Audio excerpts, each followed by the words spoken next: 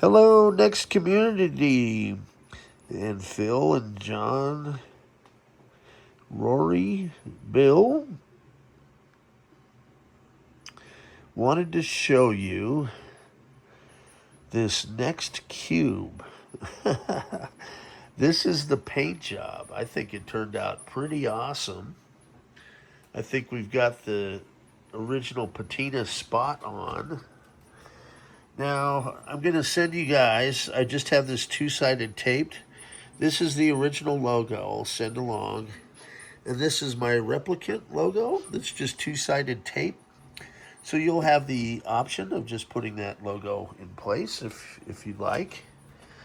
And from all sides, it looks amazing in my opinion.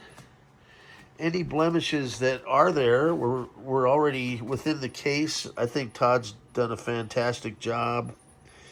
I mean, hey, they're kind of character over 35 years. And this is case number 1 of a bunch of them.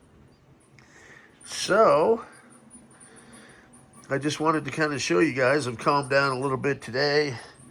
And I'm going to continue assembling cases into the late hours of the night. So stay tuned.